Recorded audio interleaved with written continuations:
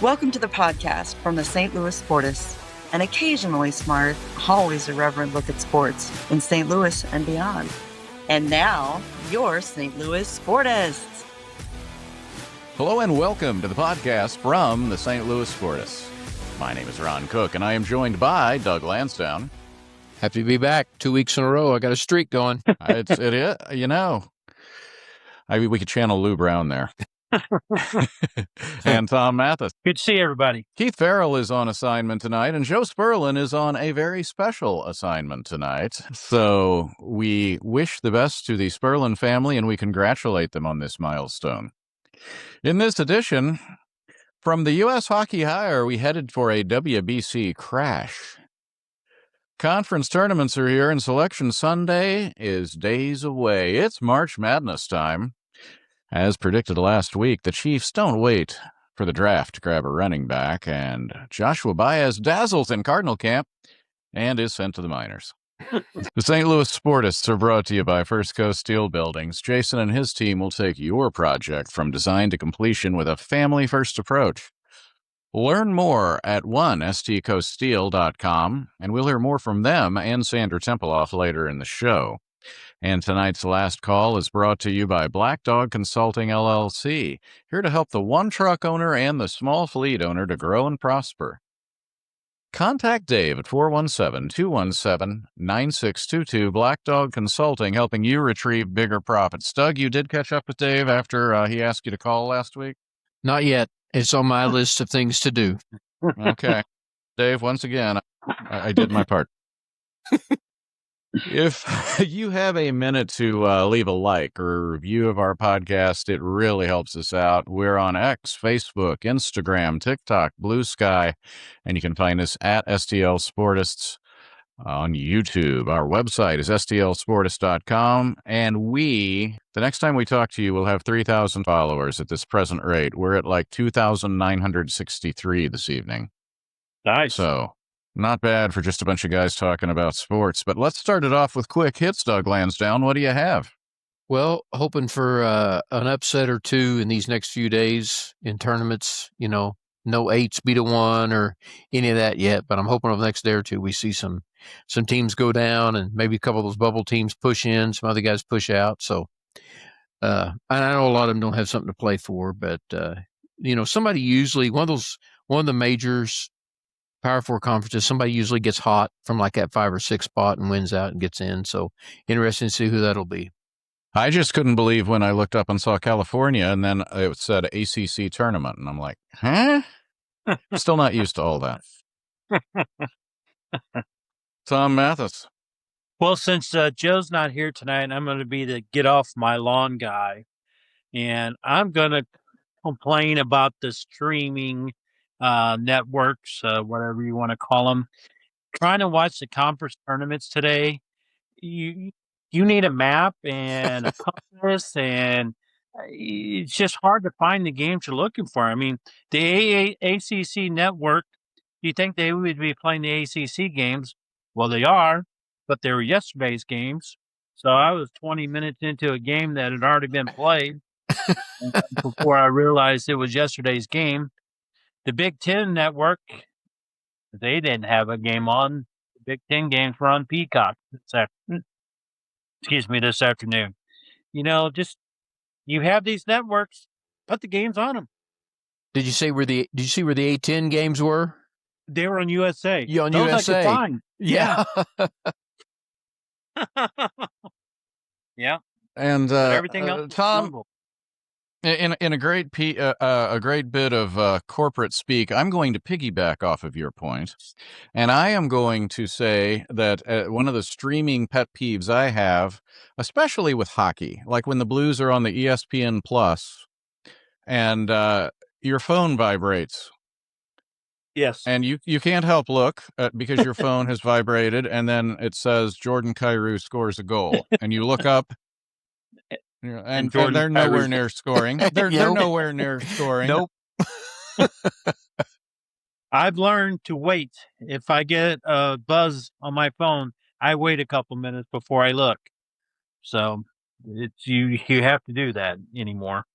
Yeah, and as much as I love the Apple Sports, which is just a fantastic service. You can put all your favorite teams in, and I swear they are faster than any broadcast I have seen. In terms of updating the score, in terms of updating plays, and I'm like, how are they doing this so fast? But anyway, Yep. as Paul Simon once sang, we live in an age of miracle and wonder. Speaking of miracle and wonder, have you seen any of the games in Kansas City? Oh, yes, they're playing on glass. In fact, I have it on right now. It's BYU and West Virginia. A lot of people are complaining that it just looks very gray, and I have to say it's a gray-looking court over there. They asked BYU center Kiba Kiida what he thought, and he said, during the player introduction, I felt like you couldn't really look on the court because personally it was making me feel a little dizzy. The general feeling apparently is that heavier players have a better chance like maintaining their footing and playing like normally, whereas the lighter players tend to skid around like mosquitoes on glass. Someone said, Baylor guard Cameron Carr said, I'd never played on a court that lights up. Just a different experience. I don't know. There's a first for everything. That doesn't exist. I think my wife and I would call that damning with faint praise. And so it's not necessarily been a gangbuster hit. Doug, this is sounding to me like maybe a one and done for now. Oh, it's ugly. I've got it on over here right now, and I don't like it. Well, I heard that one of the K-State players, he was affected. He was getting migraines from the light. So I heard that too. Yeah, that's going to affect how you play. And their fans got migraines by watching them play this year. Yes, they have. Yeah, they gave them migraines. Yep. And it was embarrassing. And while we're on the subject of migraines, Tom, your St. Louis Blues are 25, 29, and 10, 7th in the Central Division. The good news, because we're forward-looking and we're optimistic on this podcast, the playoff odds for Money Puck are up to 1%, which is up from 0.1%. So that's exponential growth there. The pessimist would say there's a 99% chance they won't make the playoffs. Or they had that too. They had a modest little 4-game winning streak before last night's overtime loss to the Islanders. They looked like they knew what they were doing. They did. I mean, they played pretty well. I mean, the new guys, the kids came in, and I mean, everybody that they've acquired has done semi-decently. I mean, you go back to when they got Virgin, and I mean, even Robbie Fabry, while he was here, he did okay. Everybody they brought up, Stenberg, everybody's done well. So it's been quite pleasant, and it's kind of promising going forward. Yeah, it really is. And speaking of promising, welcome Theo Lindstein last night. Yet another one of those high draft picks that has come up. And even Coach Montgomery said he thought he played well last night. Yeah, he was right in there. I mean, he was doing a good job. Like I said, everybody's stepped up and done a great job as they come up. So last week we were openly gambling on who would still be here. And the first two players that we were speculating on were Shen and Falk, who ironically were the two players that left the Blues. Falk, I think, was the least surprising. Shen, we were kind of a split decision, but a lot of people, said to me, wow, I really hate to see that guy go. As I've told you guys before, Braden Shen was my favorite Blue of this current team. He was the heart and soul of the team. He was the guy who they needed to step up and have a fight. Didn't always want him to be the one, but he did it. He stepped up, and he would be there if they needed a goal. He'd work a little harder, and not always getting that from everybody else on the team. So he's the one guy I hated to see go. It made sense. I mean, to get two number ones for Shen and Falk and two number threes, it was that was a good deal. They got some players back in return just to make the money work. But Drouin, he scored a goal in his first game, so he's already played dividends. And Hall, he did okay his first game, so it was a good move on the Blues' part. Yeah, it was. This almost reminds me a little bit of like September in a baseball season when you know you're not going to make the playoffs and you're like, okay, let's start looking at what we might look like next year. Yeah, I think it's a little bit harder for hockey, or, a little bit different because, you're still playing against guys or teams that are, trying to win. And you are in baseball too, but you get a 3-game series where both teams are out of it, and might not see a regular for a game or two. So they're going to be playing guys or teams that are still in it. These young kids, hockey's just a different animal with the heart that these guys play with anyway.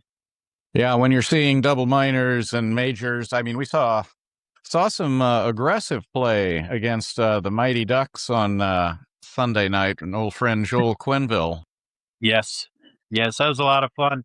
That brings me to a point. The other night, Tampa Bay and Buffalo played a game, and I don't know if you guys saw any of the highlights.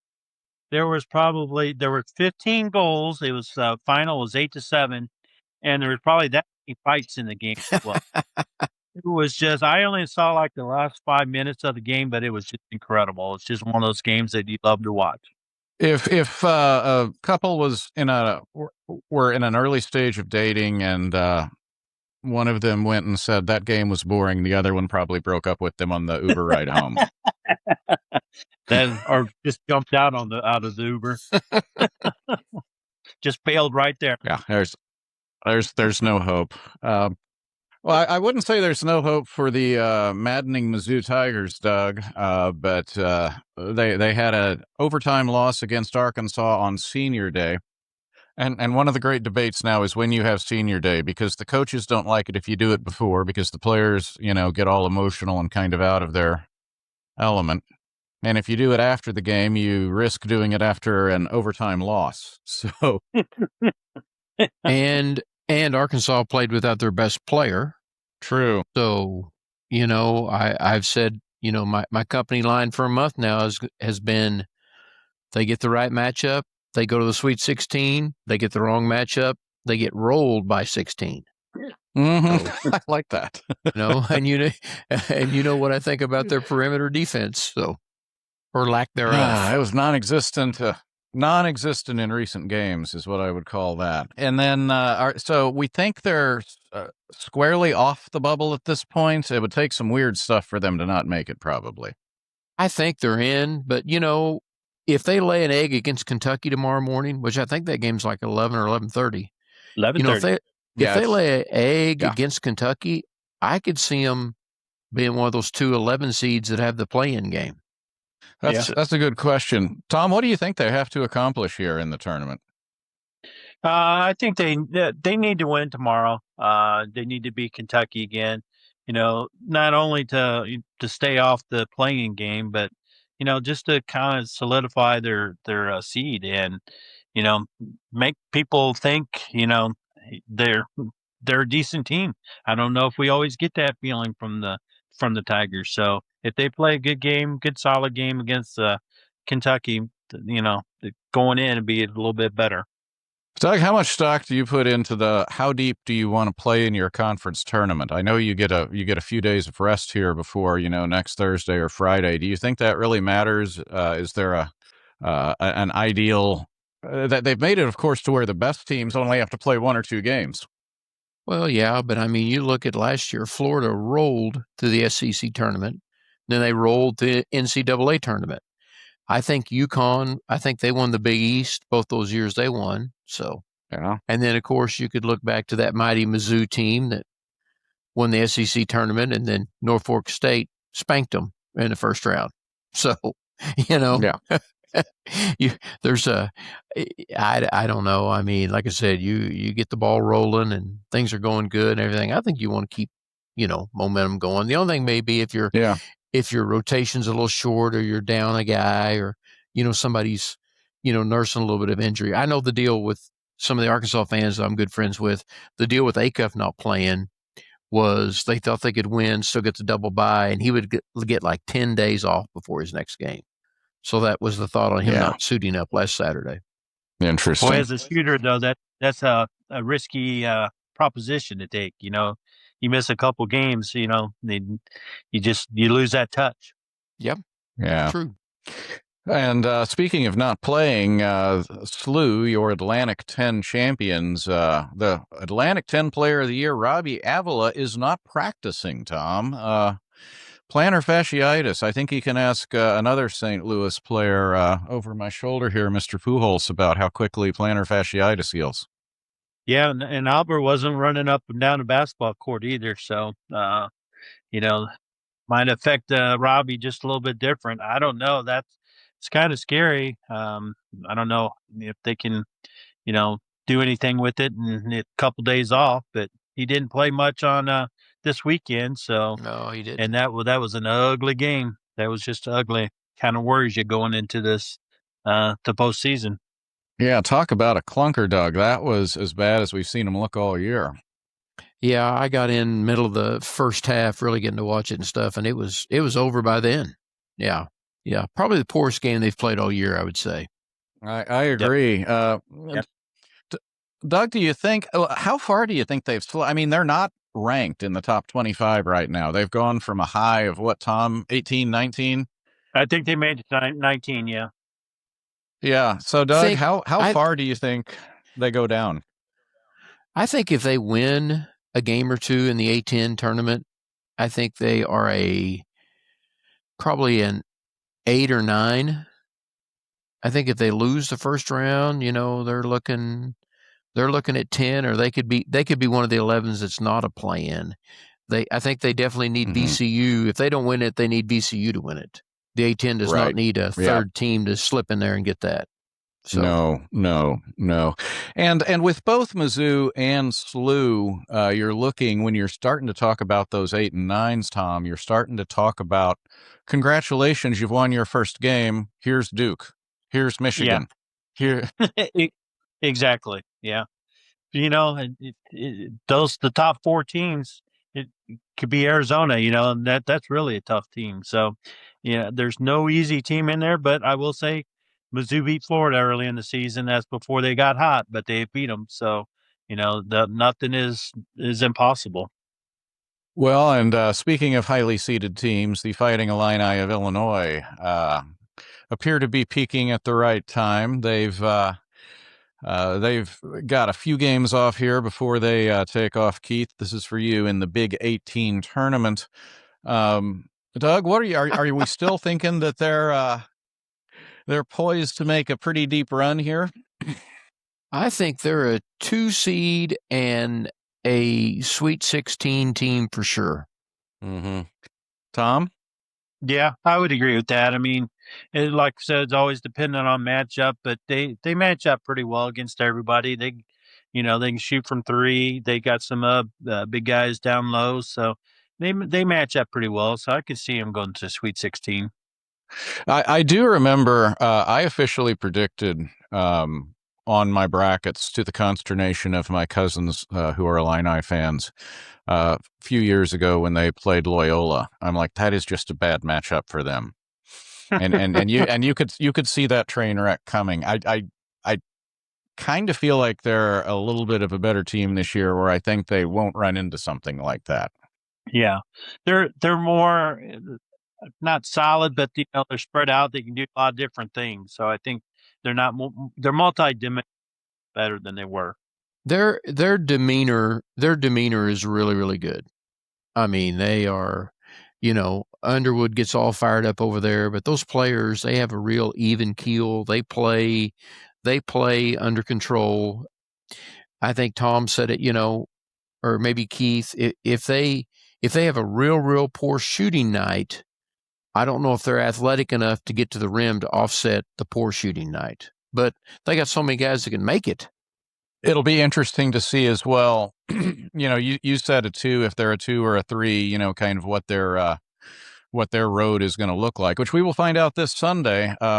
They've expanded that show to an hour. I remember back in the day when it was 30 minutes and crisp, and Bryant Gumbel gave it to you like in the first 10 minutes. Yep. Now you don't get some teams until 58th minute. Yeah, you don't get that. You don't get that last region until like 5:45. So there's my old man shakes fist at cloud moment. Yep. Doug, something that's making some Cardinal fans shake their fist is a spectacularly talented young outfielder who's hitting moonshots, Mr. Baez. He stole over 50 bases in the minors last year. He's hitting the ball across the peninsula of Florida this spring, and he's going to start the season in Memphis. Perfect. I can't think of a better place. Can't think of a better place for him to be. Yeah, they knew he was an ungodly athlete when they drafted him. The deal was he hadn't played a lot of games. Okay. And then he's gotten the system. He's done everything they've asked. He's having a great spring. Like I said the other day, tell me again why he can't start in left field. Yeah. You almost wonder, Tom, if the Jordan Walker experience has them a bit gun shy. I mean, it's like it worked with Albert. It sure hasn't worked with Jordan Walker. Well, and it's also new administration. It's a new GM, president of baseball operations. True. So I think they're taking a little slow. There's nothing to be gained by having him come up here and struggle right away. So just keep the pressure off of him. We've already got one outfielder who's got a ton of pressure on him. Really, too, with Scott, too. Just keep the pressure off. Let him get off to a great start. Then maybe bring him up when you send Walker down in the 1st of May. Have you seen his stats? Oh, my goodness gracious. Yeah, not good. Oh, no. Well, of course, what are you going to do on May 1st when Pahis is hitting half his weight, 150, but he still catches every day because he's good for the staff? Yeah. And I don't know that we have the offense for that right now. No, we don't. That's exactly right. They don't have the offense to have that guy in the lineup. I mean, I think they're going to struggle to score runs anyway. I mean, he's one of the automatic outs down on the bottom of the lineup. I tell you, it bothered me more that they sent Crooks down last week than sending Baez down this week. Crooks was the one I wanted to see up here playing more. Yeah, every once in a while in spring, you'll read something and it'll be like, "Oh my gosh, are you seeing what they're doing with this court right now?" Yeah. They're showing highlights. They're showing highlights on the court. Oh, how do you know which direction to sweep? What about those guys sweeping the floor? How do they know which way to go? How do you know if you didn't miss something? I know there's no lines to go off of. It looks like a hurricane logo. They just sweep in circles. It's one big circle. Yeah. You missed a spot.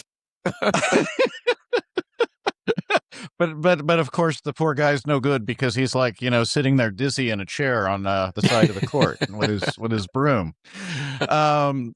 You read something every spring and I'm like, wow, I kind of want to, bookmark that. Derek Gould in a chat said, because they were talking about the pitching, Richard Fitz has become a little bit of a phenomenon. His stuff is like, he's kind of, I guess, the Lars Nootbaar of the pitching staff. His stuff is playing very well.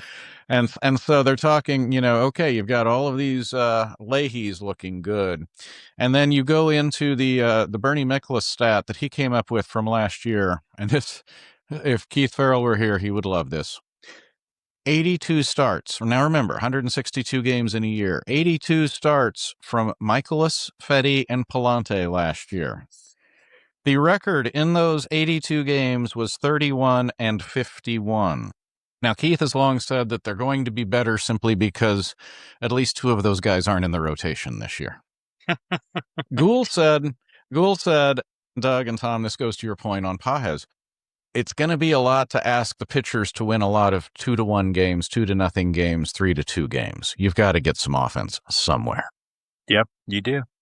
Even once you get past the starters into the bullpen, a lot of the bullpen's untested. So you're going to have to win some games 5-4 or 6-5. You can't, like you said, can't win everything 2-1, 3-2. Yeah. Doug, JJ Weatherholt is starting to look like the real deal down there. And I know they say never to get too excited about September or spring training, but hey, not bad. Not bad. He checks all the boxes. So excited to see him play. Excited to see Wynn play. Burleson, Herrera, if he can stay healthy, you know. Mm-hmm. Then like I said, we got a lot of guys that are automatic outs. Hey, Ron, we talked about Jordan Walker. His stats this spring, going into yesterday's games, he had a 32% strikeout rate. 80% of his batted balls were grounders or infield pops, and his ground ball rate is 60%. That sounds like good. Sotaguchi's first spring training. Remember that? Yeah. Oh, that's awful. probably about what we got from So the whole time he was here. Yeah. Yeah. I did hear that Matt Svanson, which is just a fun name to say, Svanson, is starting to break away from the pack as the closer. He had some pretty good numbers last year. It'd be fun to see, Doug, if he could step up and be a effective, cost-controlled, effective closer. Yep, I think he fills that role. And, of course, I think everybody's looking to see, I can't say his last name. Gastelum? Yep, I think everybody's looking forward to seeing him come in with these the best pitch in baseball, they say. We got to see it in the WBC, Tom, the other night. I did see it. Yeah, we did. Yep. There were guys swinging and missing big time at that. Yeah, that changeup, I mean, if it's a good one, you can really get some hitters messed up. Hey, Mr. Hoffman went to the Hall of Fame on it, so never know. With that, it's time to hear from the good folks at First Coast Steel Buildings. When we come back, let's talk a little bit more about that World Baseball Classic.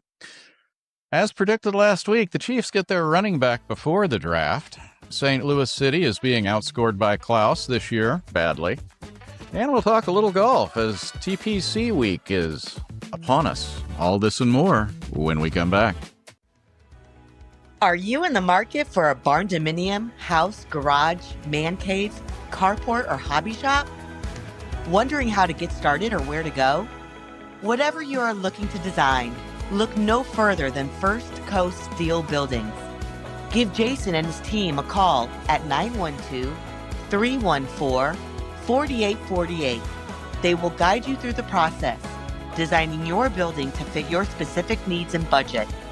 Call them today at 912-314-4848 or get inspirational ideas and start designing your own by visiting them at firstcoaststeel.com. Again, that's the number 1, coaststeel.com. Their low-cost buildings are fully galvanized steel, providing you with worry-free, low-maintenance requirements, integrity, quality, and a family-first approach. First Coast Steel Buildings, 912-314-4848 or firstcoaststeel.com. Discounts for military and first responders. And we are back on the St. Louis Sportists podcast, along with Doug Lansdowne and Tom Mathis. My name is Ron Cook, and we have the World Baseball Classic on here. And Tom, we just had some breaking news in the last, I'd say, minute or so here. Italy scored their 5th run, which puts the U.S. in the into the semifinals or whatever it is. Yeah, that's a little bit. Yeah, exactly. Well, it gets us out of pool play. How's that? It was a little bit shocking watching that Italy versus U.S. game last night. It was what Bill Simmons used to call a "this can't be happening" game. So my thought was that the U.S. versus Russia 1980 hockey game for us, where we lose to Italy, much stronger team, but lose to a inferior team supposedly. It is fun to watch some of these guys that are popping up for these teams that you're like, okay, this person threw 7 innings for the for the Tampa Bay Rays last year, and you're like, okay, yeah, and then yeah, and then he comes in and strikes out like Witt, Judge, and someone else. Yeah. Doug, is it just me, or is it a weird experience rooting for Pete Crow Armstrong? I mean, international play does weird things. it does do some weird things. Yeah, it's I do enjoy it. I enjoy it more than I thought I would. Each time they have it, I enjoy it a little bit more. So, and you're right. There's some guy, he hit 230 in the Giants AAA system last year, but he homers like 4 times and steals 5 bases. And you're like, why is that guy not on a major league roster? Yep. Yeah, he lines a double into the gap and clears the bases to give some country that you're not sure where it is a lead over the U.S. or whatever. Yeah. So, Tom, has the U.S. in the last night, and had they been mismanaged, outplayed, or both? What do you think? A little bit of both. I mean, if they're really serious about this, I'd like for him to get an experienced manager. I mean, You started Mark to say a real manager. well, I wanted to, but I thought I better not. So, but I mean, have somebody who's done it before. If you want to have DeRosa on the staff, that's fine. But you can find Dusty Baker's managing the Nicaraguan team. So, Doug, how much fun would it be to send Tony it. down there? That's who I'm thinking. But there you go. I mean, they just hat back down over his.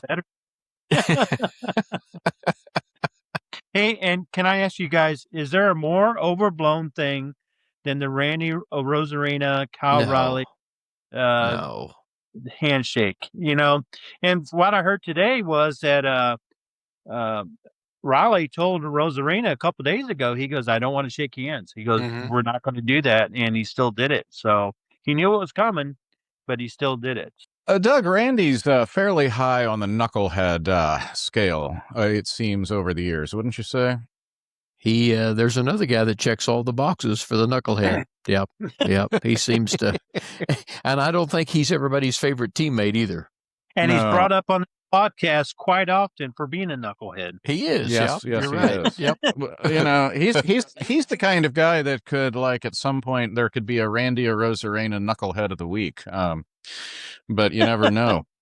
You never know. Hey, Doug, speaking of going back, oh my gosh, this Italian dude has just hit a ball to Mars. Wow. Oh, it's Pascantino. Boy, is he having a series. At any rate, so Doug, last week we said, hey, those Chiefs might end up getting a running back before the draft, and then lo and behold, they go out and get the Super Bowl MVP. Yeah, I do think that was a good signing. I thought the defense would lose some people. I didn't think they would lose 3 of their 4 starting secondary and their most athletic linebacker. So I'm guessing now they're probably still going to try to sign an offensive lineman, and they've got to go heavy on defense in the draft. Yeah. Yeah, well, the good thing, they should be able to get someone with where they're drafting. Of course, Travis Kelce coming back, and as we said, that's just kind of like one less thing you have to worry about. Yeah. Yeah, they've taken care of some stuff, and we thought they would do something on the running back, but like I said, I didn't think they would have it. But I mean, you got to give them credit. They typically don't miss on stuff like this, so they must think they've got the right plan. And like I said, it's got to be defensive heavy in that draft. Yeah, definitely. So, are they contenders again, or, as Keith and I and you and Joe have discussed before, do they still have some teams to jump in their very own division? Yeah, they may not have anybody to jump. Denver might have been the smoke and mirrors team from last year. They've lost some players. And, does Harbaugh, does he take the Chargers another notch, which he's done before? Or has his act wore thin and they go down a notch? His teams never stay the same. So that's true. He either coaches them up or he wears them down, one of the two. No, that's true. Since we're sticking with the Simpsons theme of old man shakes fist at cloud, Homer wanted a new name once, and the name, the judge said, I'll give you the only name you've spelled correctly, which is Max Power. There's been another Max in the news lately, Doug, who was headed to Baltimore until he wasn't. That was unusual. Did you see the general manager today for Baltimore, his press conference? He broke down and cried like 3 times. Yeah. Mm-hmm. The NFL, the most famous, well, it affected more than the NFL, but the most famous failed physical was, that Miami team doctor saying, "Oh, we don't want Drew Brees." Right. And Nick Saban looking around and saying, "You're going to give me Dante Culpepper? I'll go back to the SEC." So that doctor, if he's still alive, he's lucky, because the Miami fans should have got him, and how everybody in the SEC didn't get him, I don't know. But that's the most famous failed physical in the NFL. That is, it's right up there. And the GM was saying that he wanted to pair, according to Adam Schefter, that they wanted to pair Crosby with Hendrickson. Okay, that would have been a pretty good pass rush. Yeah, it would have been good. So yeah, it was the timing of everything, and of course the publicity of stuff. And the Raiders always get a ton of publicity, and it's odd how it's unfolded. The next few days will be pretty similar too. Yeah, our friend Khaled Abdullah, who's a lifelong Raider fan, his message to me was time to mend fences. So I think he's hoping they can work something out there. Mike Evans, boy, he's out to San Francisco. Tom, he's almost to me like shades of a Fred Biletnikoff kind of guy. The old dude that is somehow open a lot. I think I was even watching playing. Well, there you go.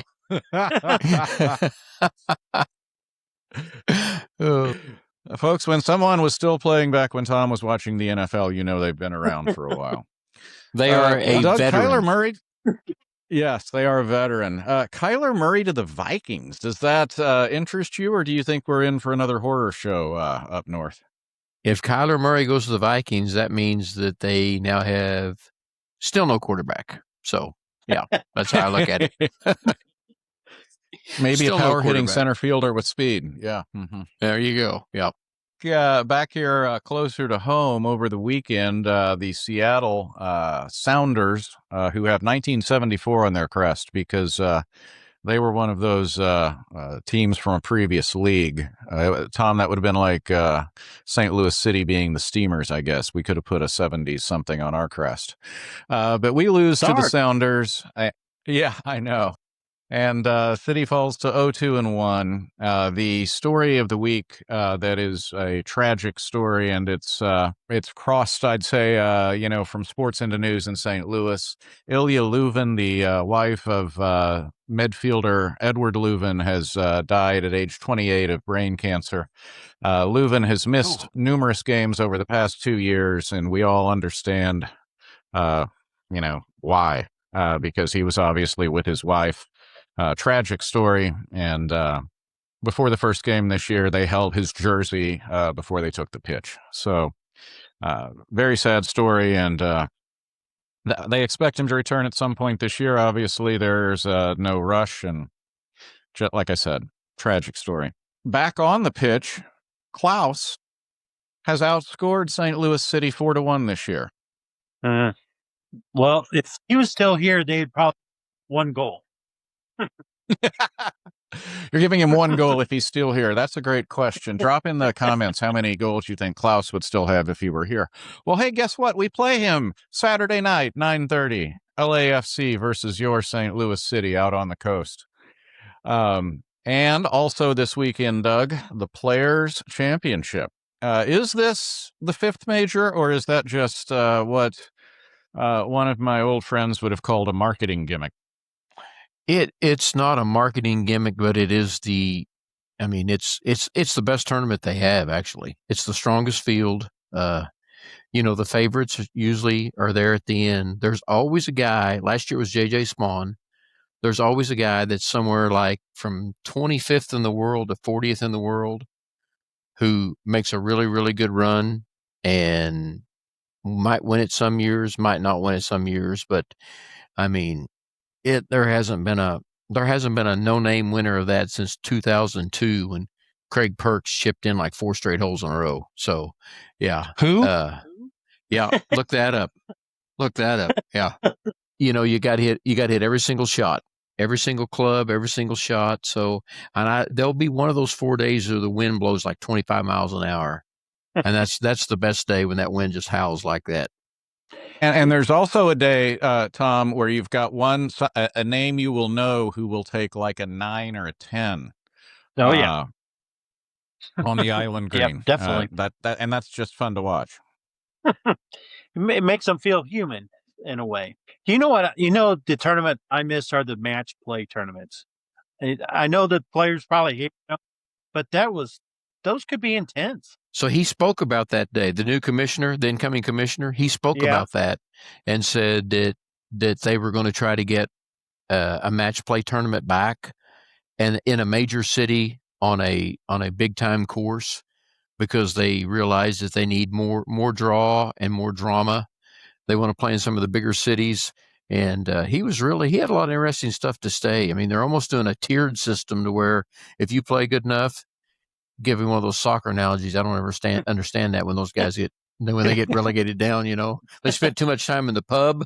So, but yeah, you can work your way up or you play your way down. So, yeah, it had some interesting stuff to it. That match play that they had in Austin every year. I mean, that was a beautiful course, beautiful setting, and it was always fun to watch. It was a lot of fun. Yeah. Match play's fun. Yeah, that hole with the bridge. Yep, exactly. Yeah. And Doug, I want to ask you that almost leads into something I wanted to bring up. Do you think one of the reasons that this tournament is so popular is the fact it's on the same course every year and people get to know it?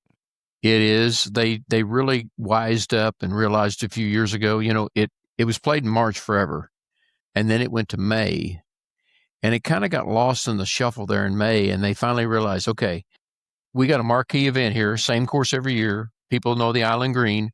Let's put it in March, and then let's go major the next 4 months. So they did a good job setting that up. So yeah, you go from this, and then you go to Augusta, and I think that gets a lot of people interested in golf because, like you said, they see two courses year after year after year.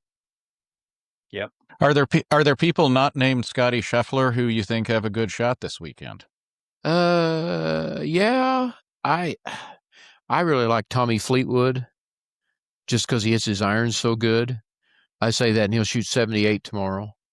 I think Russell Henley's due to have a really, really good tournament. And then another guy who's won there, who's playing really good again, is Siwoo Kim. So he's a good player. Yeah. Russell's been one of those multi-year overnight successes. Yeah, exactly. Yep.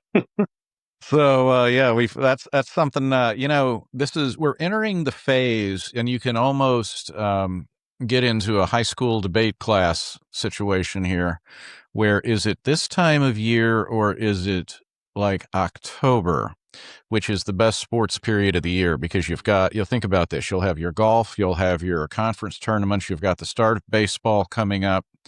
There is no shortage of sports to view now. And then, of course, October, you've got football, you've got hockey coming back, you've got baseball playoffs. So we're entering, in my mind, one of the two really fun times of the sports calendar. Yep, definitely. Totally agree. Yep. It's one of my favorite times of the year. And so with that, let's head into the last call, brought to you by Black Dog Consulting. With over 38 years in the transportation industry, Dave knows where to look to find those pennies per mile that make the difference between just getting by and profit and growth. From one-truck operations to small fleet owners, we have a proven multi-million-dollar track record to help you retrieve bigger profits. If this is the growth you're looking for, contact Dave at 417-217-9622 or David at blackdogconsultingllc.net. You can also check out the website, blackdogconsulting.net. Black Dog Consulting, helping you retrieve bigger profits. Doug Lansdowne, what is your last call? I always feel like I can relate to Major League Baseball. And, none of us are getting younger, but I feel like I would benefit from surgeries to have loose bodies removed and get an internal brace. Might not be a bad idea. I know. Those are the two themes. I really think I could benefit from those two surgeries. I'm not exactly sure what they do, but I think it would help. Yeah, because anytime that, the players get very excited, they're looking for a big improvement after that happens. Exactly. So that's I'm looking forward to that, I think. I like that. That's a positive note again. Tom Mathis? Before I get to my last call, Gordon Graceffo is on the mound for Italy now, and has had a little bit of a time finding the strike zone, but he's got a Rosarino down 0-2, so maybe he's not. So Yeah. going And he back to our, strikes him out. He punches him out. see, you're going back to our streaming earlier. You're like a minute and a half ahead of me. You said that about Pasquantino's home run. I turned it over and I had to wait for it. So it's crazy. I'm on But my DirecTV, so there you go. yeah, that'll do it. My real last call is yesterday was my granddaughter's second birthday. So I want to wish Lainey Bowe happy birthday. Hope you had a great day. Very nice. Very nice. And we also took care of saying hi to your daughter weeks before you did. So I believe that was Yes. Joe Sperlin that did that. So. Yes, he did. Well, for my last call, Tom, I know that one of the things that you really sit around and think from time to time is, man, I wish there were more NFL games around the holidays. Yeah. Yeah. Well, never fear, because the NFL is exploring adding a Thanksgiving Eve game to its football package that already includes a Thursday afternoon doubleheader and a Black Friday game. A league spokesperson confirmed that new game could join the schedule as early as the 2026 season, which, well, that's this year. Yeah. Prime Video has the Black Friday game. Fox, CBS, and NBC are already on the platform, so it could be streaming again. Here we go. Everything ties together beautifully this week. A source. Now, this was one thing that I didn't think about until they kind of ran this late in the story. A source briefed on the potential plans told The Athletic that the league, if the league does play on that Wednesday, the two teams will likely be coming off of byes. Because that might be a little bit much to say, all right, you're going to play on Sunday. Oh, you're going to play again on Wednesday, by the way. Mm-hmm. Yeah. Yeah, exactly. It's a little much. Otherwise, the quality of play. Well, and that's just kind of a unique night anyway, the night before Thanksgiving. I don't think it's going to be, there's so much going on that night. People are out and about doing things, and I just don't know. I guess they think that they're in the NFL and anybody's going to watch, but I think you're stretching it at that point. Yeah, it's also, as one of my friends, a guy named Rich Banahan, Sergeant Rich, told me, it's one of the most dangerous DUI nights of the year. Really? For multiple reasons. Because people get off work early. College kids are back in town. People don't want to go home because their relatives are there and people are panicking. Yeah. And a lot of people don't have to work tomorrow. So there's 4 good reasons why it's a big DUI night. Hey, Ron, I want to ask you, the NHL is increasing their seasons to 84 games next year. Did you know that? I heard that, and I thought it was stupid when I heard it. Yeah, I heard it just the other day. I'm like, what? When did this happen? Well, and that's ironic because Steve Kerr came out and said the NBA needs to play fewer games. Yep. Well, some of the stars already are, so. That's true. I guess that would be built-in load management. Yeah. Tom, I'm going to tell a story on us from the night before Thanksgiving. Okay. There was the night, early 90s, night before Thanksgiving, and Tom and his brother and I were playing football, and it was about 34 degrees, and the wind was still, and so it felt warmer than it was. And, you play football, and you get kind of sweaty, and so, I remember we all took our coats off, so we were running around sweating in 34 degrees. And I mean, this wasn't like a quick football game. We were running patterns and everything. The next day, all 3 of us were so incredibly sick.